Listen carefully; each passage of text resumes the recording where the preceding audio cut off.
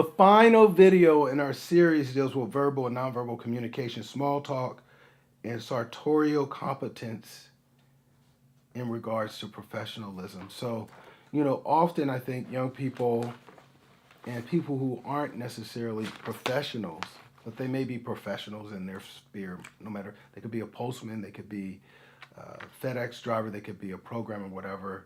I think the word professional is very elastic, but one of the things I think students often miss is the role of not only how you perform your professional identity in terms of content and knowledge and engagement with people around information and communication, but also just the social side of things, like making small talk.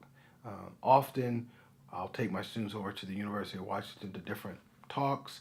They have speakers, they have food, they sit around the table with professionals, and sometimes they want to get into these deep, immersive conversations about admissions and other things, but often when I get together with professionals, we make small talk. We talk about children, dogs, vacations, sports. The art of small talk, I feel like, is a lost art. It's lost on students, and it's not lost on them when they're engaging with their friends, but it is often lost on them when they're engaging with a little, older, more senior adults who they may or may not feel anything in common with, and so then they don't search for, common ground, so to speak, and just talk about, nothing, insignificant things. I'll just say this quickly. Once I had a conversation in San Diego with a new dean of a medical school. I didn't know she was a new dean. I sat down at a table. She had the only seat available in the restaurant at the hotel. I asked her if I could join her. We made small talk. She talked about moving for a new job and she lived in Miami, and we were in San Diego, which was my hometown, and we talked about nothing. When she got up, she introduced herself and gave me her business card. And lo and behold, she was a new dean of a medical school, dean of admissions at a medical school that's highly selective. And so we sat back down and we talked about that and talked about her admissions process. And 3-minute conversation. Our other small talk conversation was 30 minutes. The result was 3 years later, 2 of our students were admitted into her school's program. So, we didn't really talk admissions. We just found out that we had some things in common approach to life, common values, laughed quite a bit, and that had positive implications, repercussions for admissions. So I'm very interested in moving our students in the direction of developing skills in that area, and I want them to see it as an area, just like chemistry, just like biology, where there's resources to help you develop skills, and there's also ways to explore and get in certain kinds of social contexts to develop those skills as well. Regardless of the situation you're entering, how you dress and appear has a significant impact on the first impressions you make. Judgments about your character, personality, and intelligence are made before you've even said a word. You may be the smartest person in the world, but if you don't appear intelligent and professional, your abilities may be discounted. How you dress also demonstrates your level of respect towards the person you're meeting. Liz Edwards, in her book, Look Like the Woman You Are, says dressing well and looking like you've made an effort shows others respect and that you care about yourself. By dressing nicely, you show the person you're meeting with that you care about them and the time they're making for you. When selecting our attire, we must consider the environment we're entering and what our patients or those we're meeting with will expect us to be wearing. Anna Raisman, author of The Clothes That Make the Doctor, says, when selecting our attire, we must consider the environment we're entering and what our patients or those we're meeting with will expect us to be wearing. Anna Raisman, author of The Clothes That Make the Doctor, says, while every patient wants their doctor to look decent, there's a range of what's acceptable. So if a doctor or any professional is working in a hospital or office place, If a doctor or any professional is working in a hospital or an office place, their attire may look very different than what one would wear if working in a homeless shelter. Shifting your attire to fit the environment you're in can make the patient feel much more comfortable, making it easier to gain their trust. Regardless of the environment you're in, Razor says your attire should blend seamlessly with the doctor's ability to emanate trustworthiness, competence, and caring. Regardless of the environment, what we wear should demonstrate our competence as a professional. Moving past the initial impression, how you dress actually has a large impact on your mentality and performance during a social interaction. Our attire can cause a psychological shift in mindset, changing our mental and physical performance. Edwards says, your clothes represent your inner motivation and feelings, so it becomes a feedback loop. If we wear something that we think we look good in, we're going to feel good. The same goes with the opposite. If we wear something that makes us look tired or messy, this is how we're going to feel. For example, if we're entering a medical school interview or a work meeting, we want to feel confident and prepared. Edwards says, when you put on clothing that you associate with power, you feel powerful, which in turn enables you to be powerful. By selecting clothing that makes us feel good and look competent, this will directly affect our actual performance and others' perception of our abilities. While this may sound easy, it isn't always, and there are many reasons why a person's style may be lacking. Edwards suggests a lack of style may stem from a lack of confidence, lack of time, lack of knowledge of how to dress, or simply a lack of interest in clothing. Luckily, there's a fix to all of these, and a wardrobe can easily be changed. Now that we understand why it's important to change our wardrobes and look professional, we are now going to expand on practical ways we can make these changes in our wardrobes. These changes will ultimately change others' perceptions of us and aid in furthering our careers. Anna Raisman, in the article The Clothes Make the Doctor, says that there is a term for the way that clothing and physical sensations trigger abstract concepts. She calls this embodied cognition.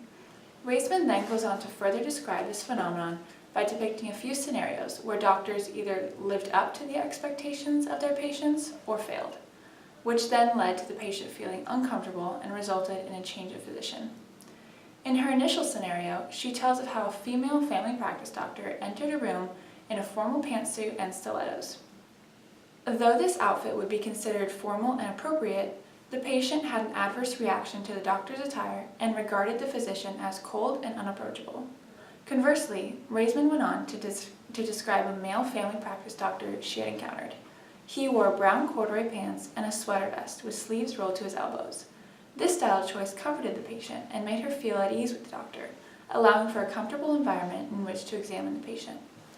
In order to successfully dress yourself for your occupation, you first must fully know yourself so you can feel good about your judgments and make quick decisions about your wardrobe. Liz Edwards outlines 7 R's in her article, Look Like the Leader You Are. The first is to reflect, taking stock of yourself and what is important to you. Then she prompts you to review. Edwards says to review your current wardrobe in order to clear it out, making room for your new items. Next is reorganizing. This way you can make it clean and easy to manage.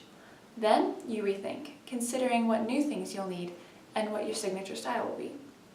Then you research. In this step, Edwards says to consider your budget and what brands suit your taste and wallet. Then comes the fun part, replenishing, which is going out and buying your new clothes. Finally, Edwards says to refine yourself. This step is crucial in tying together your new look and is where all the grooming, hair, makeup, nails come into play. At the end of the article, however, Edwards warns of the time-consuming nature of this endeavor, while reaffirming the importance of such wardrobe changes. Now that appearance is covered, we can start talking about starting conversations. Many of these things you may or may not know, but a good reminder never hurts. In a social setting, Klein says from tips to mastering small talk, to survey the room and look for someone waiting to make conversation. In some settings, Klein suggests, find someone to introduce you. When you introduce yourself, make eye contact. Say hello, good morning, good evening, and what your name is. Give a firm handshake if appropriate, and make good eye contact and give a genuine smile. A good introduction opens a comfortable space to converse in and participate in small talk.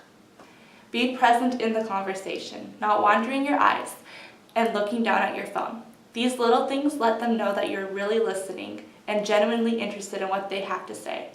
Treat the other person with respect, and just like the golden rule says, treat others the way you want to be treated, and that can even apply to our conversation. Be open to everyone you are talking to and anything they want to talk about. It doesn't have to be business. Just get to know them. Klein says that there's more to a person than job and title, and in this we can find something in common between the two. Last tip, when you introduce yourself and they introduce themselves to you, repeat their name to make sure that you pronounce it correctly, and it will also help you remember their name as well. So now we go into small talk and the actual conversation. Paul J. Mayer, who is the founder of Success Motivation International, said that the human connection in communication is the key to personal and career success. So it is crucial for people to be good at communicating verbally with others in order to have success in whatever they're doing. Thus, small talk is crucial when it comes to building a network and also in both establishing and maintaining relationships. Tracy Butts, who is an entrepreneur and a successful author, outlined 6 steps that can help someone learn how to spontaneously start a conversation while creating rapport with great confidence. Step 1 is to always identify possible topics before an event, and that can be just about anything. It can be something about the news, something about hobbies, food, music, trips, pretty much anything. Step 2 is to search for receptive individuals and establish eye contact. Try to be warm and friendly. Step 3. Be the first to introduce yourself and ask easy, open-ended questions. By saying hello first, you are demonstrating confidence and showing an interest in the other person. It allows you to guide the conversation.